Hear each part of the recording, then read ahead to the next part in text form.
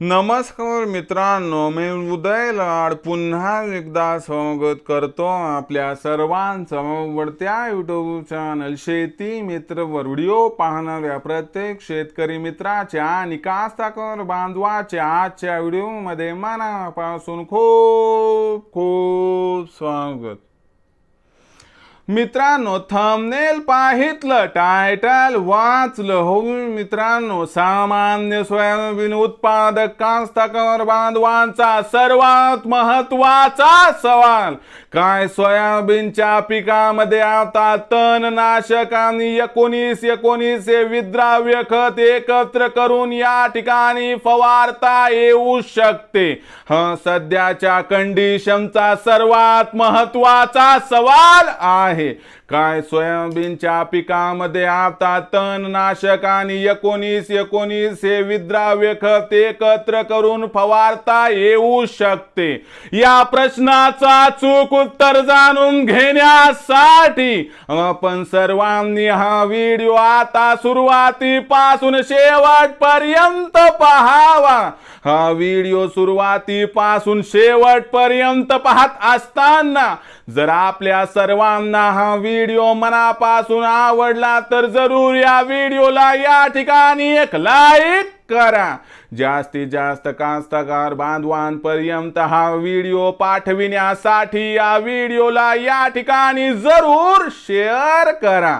Subscribe करून जरूर notification बेलला all करा, यामुळे येणारा प्रत्येक व्हिडिओ हा आपणास या ठिकाणी मिळत राहतो। तर बघा मित्रांनो, सामान्य सोयाबीन उत्पादक कास्तकार बांधवांचा सर्वात महत्वाचा सवाल काय सोयाबीनच्या पिकामध्ये आता तणनाशक आणि 19 हे विद्राव्य खत एकत्र करून फवारता येऊ शकते? या प्रश्नाचं आता अचूक उत्तर जाणून घेऊयात की अखेर सोयाबीनच्या पिकामध्ये तणनाशक आणि 19 हे विद्राव्य खत एकत्र फवारता येऊ शकते? या प्रश्नाचं उत्तर घेण्यापूर्वी आपण पहिल्यांदा तणनाशक आणि 19 हे विद्राव्य खत याची गुणवैशिष्ट्ये काय आहे समजून घेऊया।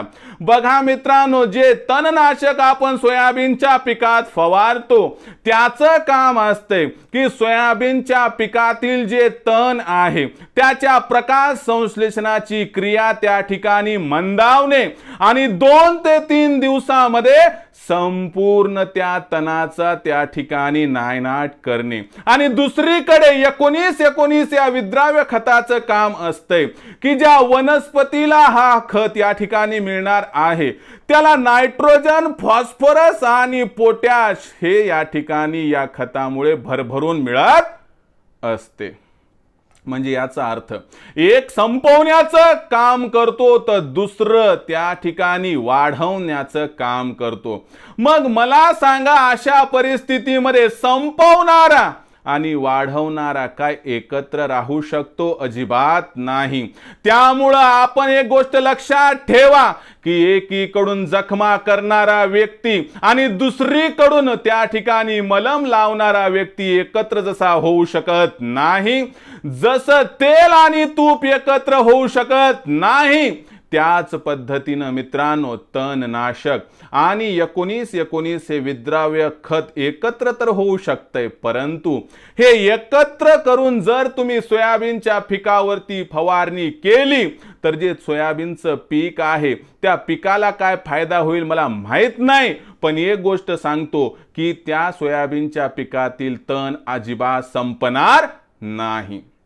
कारण काय होणार मित्रांनो, तणनाशकाची पॉवर 19 संपवणार, यामुळं तुम्हाला 5-50% तण संपताना दिसेल पण बाकी तण संपताना दिसणार नाही।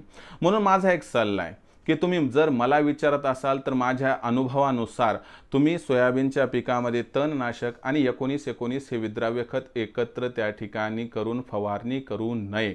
बाकी आपला विचार मित्रांनो, आपला निर्णय। कारण सल्ला देणं माझं काम आहे, विचार करून निर्णय घेणं हे तुमचं काम आहे। मग तुम्हाला काय वाटतंय जरा कमेंट सेक्शनमध्ये लिहून कळवा। आवडला असणारा हा व्हिडिओ तात्काळ लाईक करा, सामान्य कास्तकार बांधवांपर्यंत हा व्हिडिओ पाठवण्यासाठी शेअर करा, सबस्क्राइब करून जरूर नोटिफिकेशन बेलला ऑल करा, यामुळे येणारा प्रत्येक व्हिडिओ हा आपणास या ठिकाणी मिळत राहतो। तर मित्रांनो, अशाच एका नवीन व्हिडिओसह मी आपला मित्र उदय लाड आपल्या सर्वांच्या आवडते YouTube चॅनल शेती मित्रवर मिळत राहील।